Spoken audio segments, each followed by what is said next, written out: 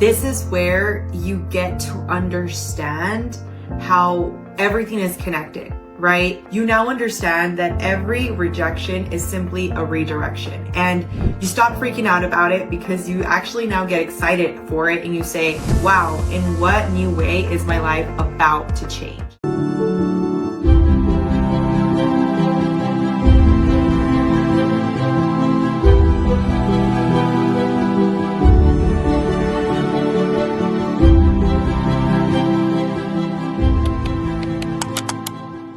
What's going on, guys? Thank you so much for tuning in to yet another episode of Walking Manifestator. I'm your host, Pena, and in today's conversation, we're gonna get into a much needed conversation, which is all geared around how to stop people pleasing. And I'm gonna start off with a quick story time because I learn best through examples. And if you're anything like me, that is how you're also going to learn. And I want to start off with my journey to Peru. I mentioned a few episodes back that journey was a journey to connect with my truest and highest self. That was literally the intention behind this journey. That journey was and has been and continues to be a journey that is unfolding and has been very eye-opening. It has led me to understand myself in perspectives that I had not considered in a very long time. And the biggest one that I want to share with you, because it's been the biggest level up that I've had in these past 3 months, has been to stop people pleasing, to get rid of this good girl mask that personally, I'm going to share with you what I would think when I would have this thought process, okay? Because maybe this is something you're going through. And as I've mentioned, the content of the podcast is changing. I am gearing a lot of my material specifically for women. However, I want to make this very clear to my audience, for my men out there that have been supporting from the beginning. I am still giving these nuggets of information that are going to be applicable for any human being, okay? Whether you're a man or a woman.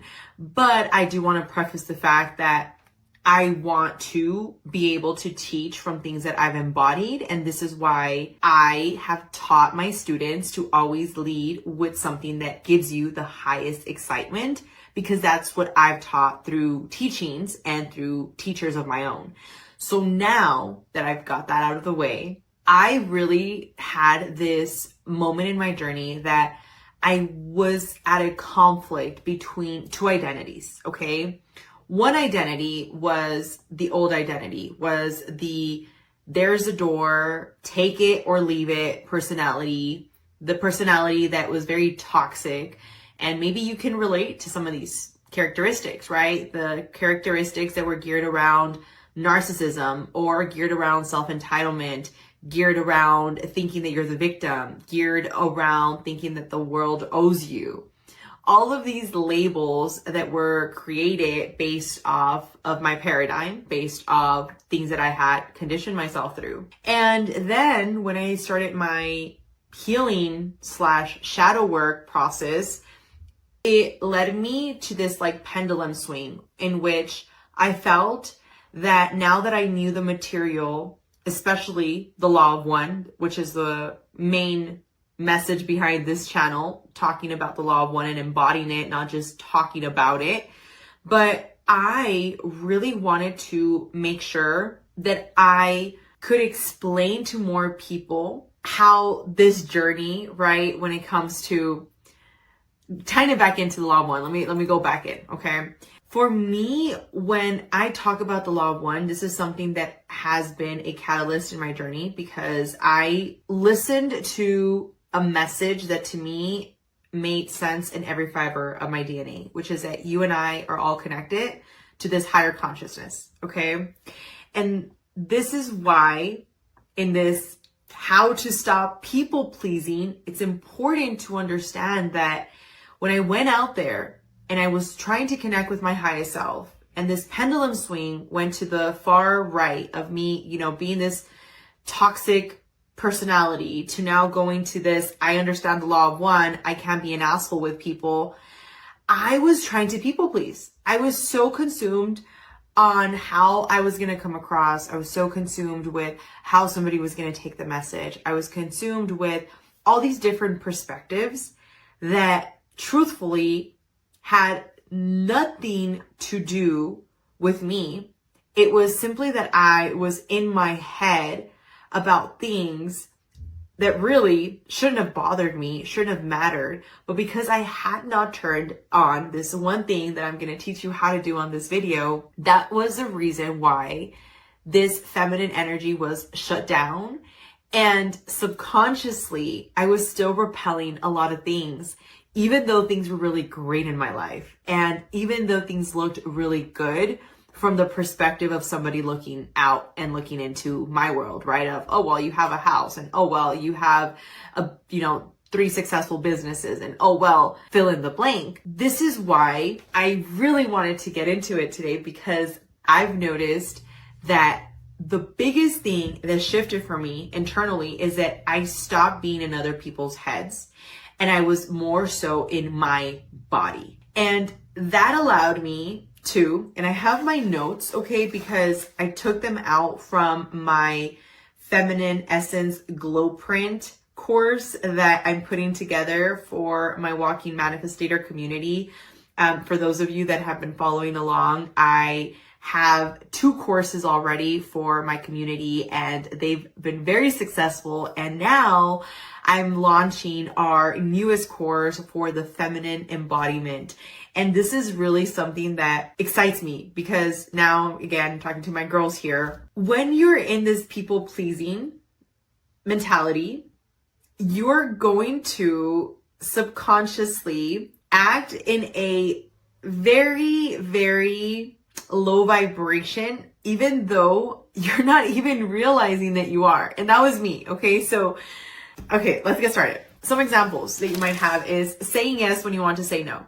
Okay. Or maybe you're lowering your standards when people are telling you that you're too much. Right. And I've always said, no, you're just, it's not that I'm too much, is that you think too little of yourself. So another one is smiling to avoid any kind of discomfort or disapproval. And oh my gosh, those were something that personally I really struggled with. Like saying no when I really wanted to say yes, or saying yes when I really wanted to say no. I want to invite you to put out all the boundaries of your non-negotiables, okay? This is like your number 1 step. Because this is the thing that if I could put my finger on when I got back from Peru and I told the universe, I told God, I'm ready to connect with my truest and highest self. I really wanted to get clear on what I was not willing to continue to accept in my energy. That meant relationships with friends. That meant partnerships. That meant a lot of revaluing all over again. And this is why I say that this journey that you're deciding to embark on, it's an everlasting journey. But it's a beautiful one because you start realizing that when things are, and I'm doing my little bunny ears over here if you're watching me on you, if you're listening to me on podcast, right? But like, this is where you get to understand how everything is connected, right? You now understand that every rejection is simply a redirection, and you stop freaking out about it because you actually now get excited for it and you say, wow, in what new way is my life about to change? So I want you to get crystal clear. And this is something I tell my girls when I'm coaching them one-on-one. Get very clear on what it is that your new boundaries are. What is that new identity that you are prepared to step into? And Neville Goddard really talks about this, and I highly, highly, highly recommend you buy the book, the deluxe book from the Neville Goddard collection, and just read it like every single day. But one of the biggest things that he talks about is the law of assumption, right? Living in that state of not thinking of it, but thinking from it. And for me personally, I noticed that shift when I came back from Peru, because I spoke to the universe and I said, I'm ready to receive this highest embodiment. And it took some turbulence. It took some things to happen in order for it to make space energetically for this new embodiment. And I am telling you, the way that things are flowing is crazy. Right now, in a matter of 3 months, I just signed up 29 new students to our Walking Manifestator coachings. And this is why I believe firmly in the power of manifesting. If you go back to a few of my videos, and I've been doing it recently because I love to just see how when you invest in yourself, your face will start changing, like your features will start changing. And there's this girl that I really like her content as well, Alex Gigi. She talks about like magic for your face. I do gua sha as an example, okay? Gua sha to like do the jawbone structure to really like just, tone it. I've been seeing the features, and I will put pictures here for you to see the difference of how I looked and how I am looking. And this is why I believe that every single thing you're telling yourself is creating this new reality. But when you embody it and you go and actually stop thinking about it and you just think from it, and like in this example, I was laughing the other day because I was driving and I was just stupidly happy. Like, I can't even explain it to you. I was just like driving. I was just in like this imagination of my reality of me driving to this like alternate reality of mine, of my new house that I'm manifesting. And that's another conversation for another day. But I was driving and I literally pictured everything and I just got stupidly happy. And this is where it hit me. I was like, this is why so many people are not manifesting, because they're going and singing Kumbaya in their broom and meditating, but then the rest of their day, the rest of the freaking 12 plus hours, they're talking negative stuff to themselves. So that, number one, is going to completely change, because now you're getting very clear on that standard and you're not just saying yes to things that you really would want to say no to. Now, number two is lowering those standards when people are telling you that you're too much. And let's really talk about that. So I was somebody that for a long time, I was very clear on what my standards were. And I'm going to talk about this, and it's going to, trigger the people that it's going to trigger, and it is what it is. But a lot of men out there, they believe that as women, we should go 50-50 with them. And that's something that I actually had different perspectives on for the longest time. I'm a mom of 2 boys, okay? So my perspective, I wanted to make sure that I considered all perspectives. And when I was younger and I did not have my kids yet, I used to have the perspective of my grandmother, which was, there's no need for you to have a man if he's not going to provide for you. Why would you want to have a man? But at that point, her example wasn't really that. So her dynamic with my grandfather, they both worked. So it wasn't like she was a stay-at-home mom. They both were providers, and I saw that everything was 50-50.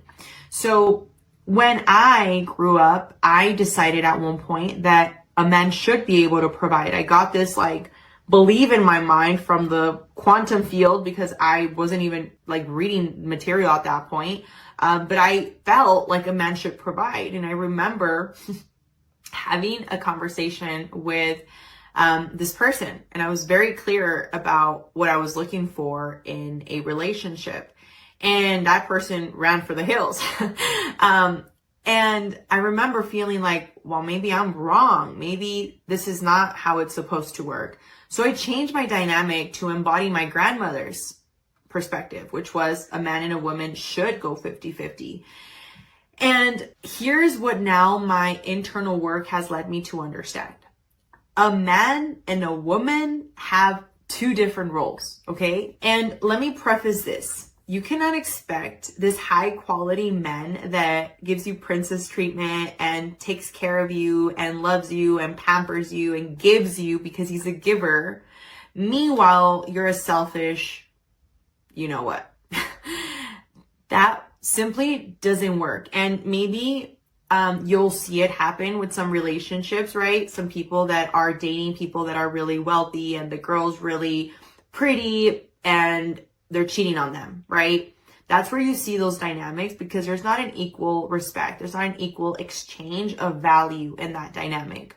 So the way I like to see it now is I need to become the very best version of myself. I need to be a queen on my own and have this queendom on my own.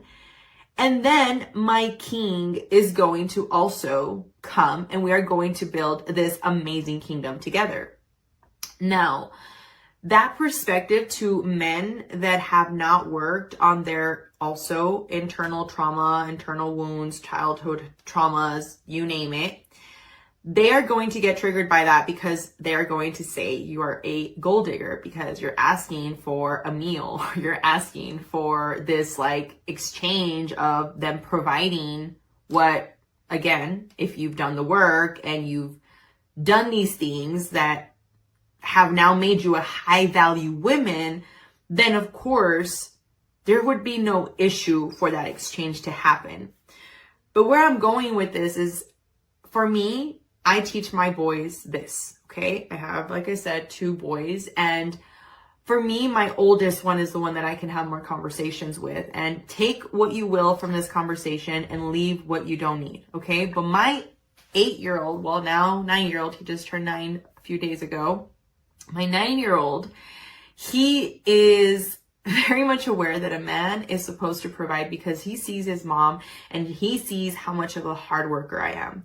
And his words are that he wants to provide for his family when he's older because he wants his woman to be able to do whatever she wants to do. If she wants to start a business, if she wants to be a stay-at-home mom, but he wants somebody that's going to have a good head on her shoulder. It's going to have the qualities of a woman that I am. And that made me really happy because I know I have my own things. Okay. I know I have my own stuff that I'm still working past. And he even tells me, he's like, Mommy, you're changing so much more. And those things make me happy. But why I wanted to say this to you is because myself, I've been doing a lot of internal work and I will always continue to do internal work because I think that somebody that is a teacher should always be a student. And for me to teach my students, I need to always be a student. Okay. I was very much in this energy of, even when I've been single, of just thinking that I was missing something. I remember at one point, this person had told me, you need to remember that you're the sun and that anybody that comes into your system, into your solar system, they're just a planet and, you know, you're the sun, they're revolving around you and you have to continue to be centered. And I didn't really understand that at that point.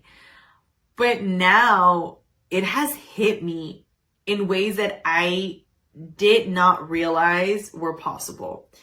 Because now I understand that this is me at the top of my pyramid. Well, let me correct myself. God is at the top. Then it's me.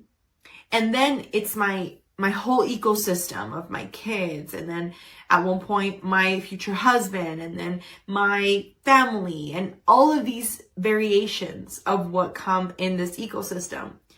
But what's happening is that a lot of the times you're not clear with these standards and you're working on your own internal, dialogue and turmoil.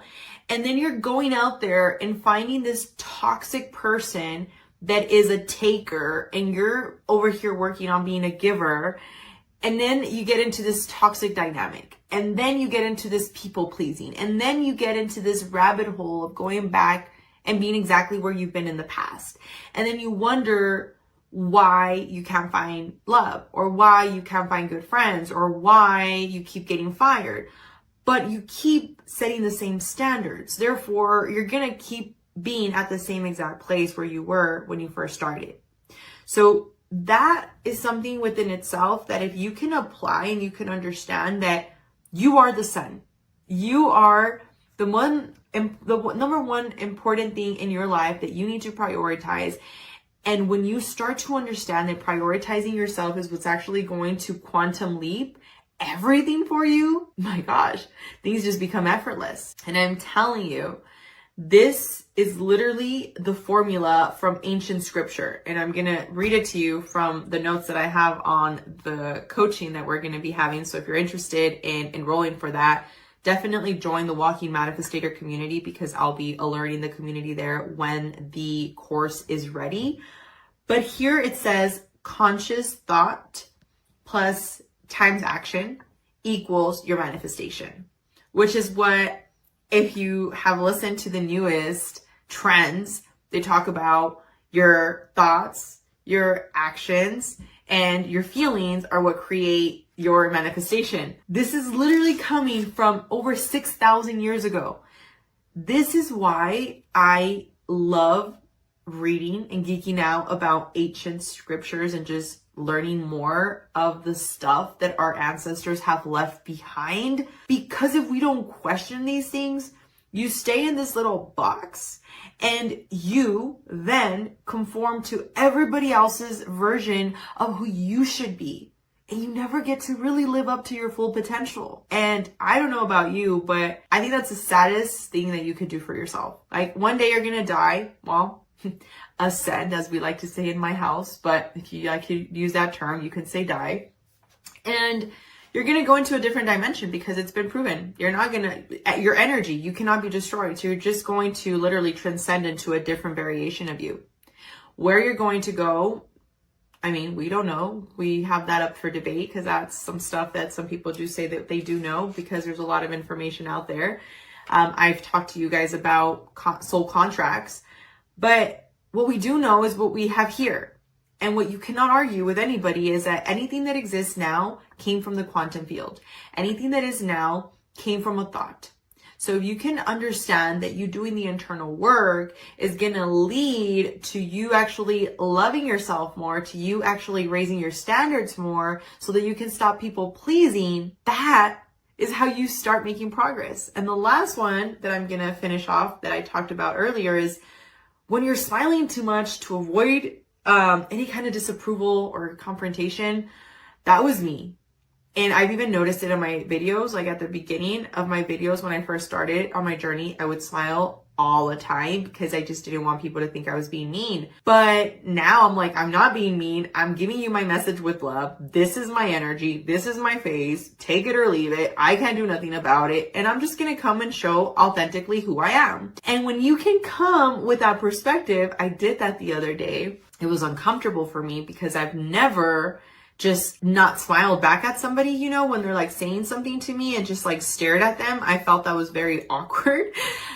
But it was so empowering. Like, after I was done and this person was just staring at me, like waiting to see if like I was going to give approval or disapproval, because I had just stared at them the whole time, it was the best feeling. And I'm saying this to you because it allowed me to get out of my head. I wasn't worried about, am I smiling? Do I have something in my teeth? Oh my gosh, what should I say next? I was literally just staring at them, because I was literally looking at their soul by staring at their eyes and paying attention to them. And then after I processed what they said, I was able to literally process and say back what I needed to say. I hadn't been thinking the whole time of my answer, which is what 99% of the time we do. Somebody's talking and you're already thinking of what you're going to say. So with that being said, I hope these 3 tips were helpful, because they've been super helpful for me.